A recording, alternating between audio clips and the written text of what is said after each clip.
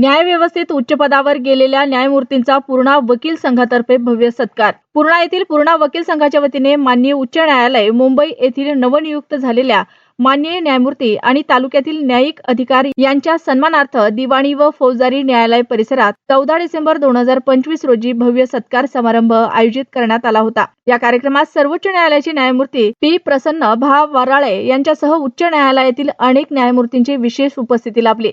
या समारंभाच्या अध्यक्षस्थानी माननीय न्यायमूर्ती पी अनिल एस किल्लोर, प्रशासकीय न्यायमूर्ती खंडपीठ नागपूर यांनी भूषवले। माननीय न्यायमूर्ती एस चांदूरकर हे प्रमुख पाहुणे म्हणून उपस्थित होते। माननीय न्यायमूर्ती वराळे यांच्या शुभ हस्ते दीप प्रज्वलन करून कार्यक्रमाची सुरुवात झाली।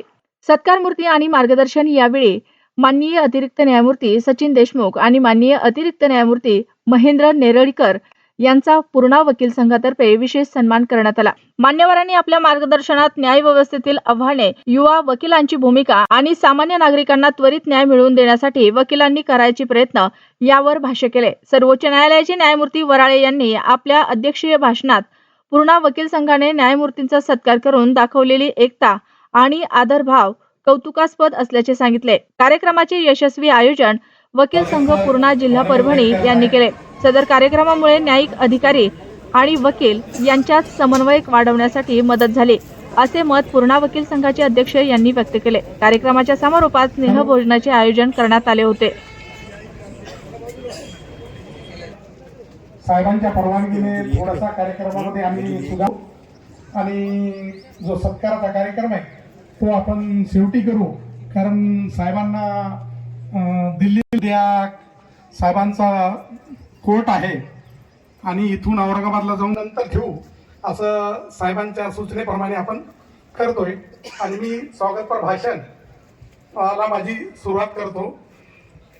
लोकशाहीतील 3 प्रमुख स्तंभापैकी एक न्यायपालिकेला त्रिवार वंदन करतो। सन्माननीय श्री सचिन देशमुख साहेब, मुंबई उच्च न्यायालयाचे अतिरिक्त न्यायमूर्ती सन्माननीय श्री महेंद्र एस नेर्लेकर साहेब, तसेच श्रीमती उज्ज्वला नंदेश्वर, प्रधान जिल्हा न्यायाधीश परभणी साहेब, पूर्णा वकील संघाचे सचिव ई.बी. शेख, दिवाणी न्यायाधीश गजानन बी जानकर साहेब, परभणी जिल्ह्यातील सर्व न्यायिक अधिकारी, परभणी, नांदेड हिंद ठाम विश्वासाने आणि अभिमानाने म्हणून ज्यावेळी हे म्हटलं गेलं होतं त्यावेळी असं म्हटलं गेलं होतं की या जगात 2 व्यक्तींवर सगळ्यात जास्त पुस्तकं लिहिली गेली, ती म्हणजे नेपोलियन बोनापार्ट आणि दुसरं नंतरच्या काळातील महात्मा गांधी आणि तिसरे बाबासाहेब। पण मला असं वाटतं की आज या जगात सर्वाधिक जर काही साहित्य ज्यांच्या विचारावर, ज्यांच्या लिखाणावर, ज्यांच्या कार्यावर, ज्यांच्या कर्तृत्वावर झालं असेल ते बाबासाहेब असतील आणि त्यानंतर इतर नेत्यांच्यावरची पुस्तके। तेव्हा अशा पद्धतीने या महामानवांनी दिलेलं संविधान, जे संविधान आमच्यासाठी सगळं आहे, आमच्यासाठी तेच आमची गीता आहे, पुराण आहे, बायबल आहे। या संविधानानुसार त्या संविधानाचे तत्व जपत काम करणं हे ही न्यायाधीशांची जबाबदारी आहे। आणि त्या पद्धतीने जसं आम्हाला निर्वहन करता येईल तशा पद्धतीने आम्ही आमच्या जबाबदारीचं निर्वहन करण्याचा प्रयत्न करतो। कितपत यशस्वी होतो हा तुमच्यासाठी, तुम्ही त्याचं मूल्यमापन करू शकता विधिज्ञ म्हणून, पण आमचा प्रयत्न नेहमी हाच असतो। आणि म्हणूनच जसा किल्लोर साहेबांनी आपल्या संविधानातल्या तत्वांचा उल्लेख केला आणि आमच्या सरन्यायाधीशांनी गवई साहेबांनी त्याच तत्वांना अधिक रुंदीकृत करणारं जे एक निकालपत्र दिलं, त्याला आपण सगळे लोकप्रियतेनुसार बुलडोझर जस्टिस असं म्हणतो, हे त्याच संविधानातल्या तत्वांचीच ती अभिव्यक्ती आहे। किंबहुना ती तत्व कशा पद्धतीने अधिक जोपासली गेली पाहिजे, त्याचं कसं पालन केलं गेलं पाहिजे, शासन व्यवस्था ही निरंकुश असता कामा नये। शासन व्यवस्थेला मला वाटलं म्हणून मी करेन हा आविर्भाव कुठल्याही शासनाचा असता कामा नये। या देशातील सर्वोच्च स्थान संविधानाला आहे आणि संविधानानुसारच या देशातली सगळी व्यवस्था चालेल हे तत्व त्या निकालपत्राने आमचे सरन्यायाधीश गवई साहेबांनी दिलं होतं। मी आपला अधिक वेळ घेतली, तसाही खूप वेळ झालाय आणि आम्हाला औरंगाबादची फ्लाईट पकडायची आहे. थँक्स टू इंडिगो, अदरवाईज नांदेडहून डायरेक्ट सेवा असली तर मी नांदेडहूनच गेलो असतो आणि आपल्याला अधिक वेळ देता आला असता. पण या सगळ्या झालेल्या मधल्या गोंधळामुळे आपल्याला कल्पना आहे की मला औरंगाबादहूनच विमान घ्यावं लागलं आणि औरंगाबादहूनच जावं. चंद्रमणी हे सुद्धा या भूमी स्पर्श करून गेलेले आहेत.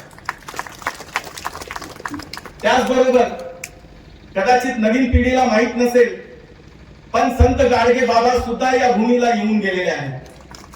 तशी ही पूर्णा नगरी ही पावन भूमी मानल्या जाते. सर, आज मी उच्च न्यायालयाचा न्यायमूर्ती झालो तरी माझे पायमुळे या पूर्णेच्या मातीमध्ये आहे आणि सदैव राहणारच आहे. माझा जन्म इथलाच आहे. माझ्या वडिलांनी, माझ्या आईंनी जे आमच्या भावंडांसाठी परिश्रम घेतले, कदाचितच ते प्रत्येक आई वडील घेतात, पण आम्ही जे अनुभवलं, सर आपल्याला एकच सांगतो की नेर्लीकर परिवाराचं जरी नाव मोठं असलं तरी नेर्लीकर परिवार हा सदैव जमिनीवर राहिलेला आहे. आज माझ्या घरात माझ्यापेक्षा मोठे बंधू राजेश नेर्लीकर हा न्यायिक अधिकारी आहे. माझा पुतण्या भूषण नेर्लीकर हा न्यायिक अधिकारी आहे. तर वडिलांनी आम्हाला फक्त एकच शिकवलं की शिक्षण घ्या. शिक्षणा व्यतिरिक्त आपल्या समाजाला पर्याय नाही. कारण वडिलांनी जे सोचलं होतं, जे बघितलं होतं, बाबासाहेबांसोबत, डॉक्टर बाबासाहेबांसोबत काम केलेलं होतं, त्याची ऊर्जा म्हणून पुणेमध्ये स्वातंत्र्यपूर्व काळातील विद्यार्थ्यांसाठी शिकणारं हे हॉस्टेल, राहण्यासाठी हॉस्टेल निर्माण केलं आणि त्या माध्यमातून हजारो विद्यार्थी आजपर्यंत बाहेर पडलेले आहेत शिकून. त्याच्यामुळे आम्हाला सामाजिक, माझ्या परिवाराला सामाजिक जाण आहे. दुसरी गोष्ट सांगायची म्हणजे मी जेव्हा लहान होतो, मी आता जे येत होतो, मी माझं पूर्ण बालपण आठवत होतो. माझ्यासोबत माझे मित्र हे आम्ही आमच्या घरासमोर गोट्या खेळायचो. आज त्या गोट्या खेळण्यापासून ते आज सर्वोच्च न्यायालयाच्या न्यायमूर्तीपदी विराजमान होणे ही माझ्याही दृष्टीतून खूप मोठी बाब आहे. अनेक माझे मित्र आहेत तिथे.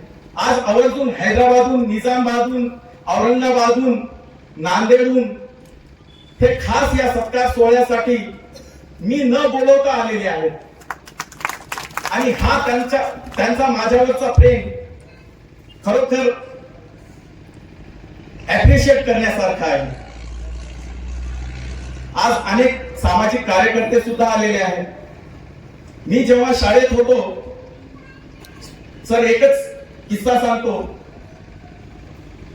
ते सुद्धा वडिलांनी गिरवी ठेवून मुलांना तिथे जेवण दिलेलं आहे आणि त्याच्यामुळे मी अशा घराण्यातून आलेलो आहे. मला या गोष्टीची जाणीव आहे, सामाजिक जाणीव आहे आणि मी नक्कीच जेव्हा न्यायमूर्ती म्हणून काम करेल तर माझ्याकडून जास्तीत जास्त सामाजिक न्यायाची मी नक्कीच त्याला पात्र ठरेल अशी मी आपल्याला ग्वाही देतो. या शुभ प्रसंगी मी माझ्या आयुष्यात सर्वात मोठं जे श्रद्धाचं स्थान असेल ते माझ्या आई वडिलांचं आणि माजी सरन्यायाधीश श्री D.R. गवई साहेब यांचं. कारण मी गवई साहेबांमुळे आज इथं उभा आहे हे मी प्रामाणिकपणे आपल्याला सांगतो.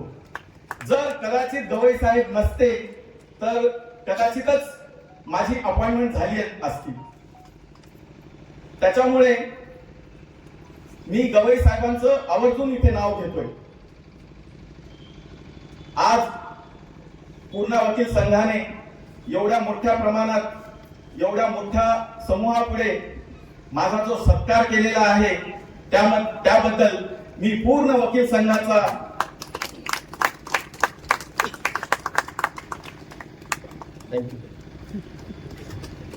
भावनिक झाले थोडासा शब्द त्यांच्या भावना पोहोचल्या आमच्यापर्यंत. थँक्यू.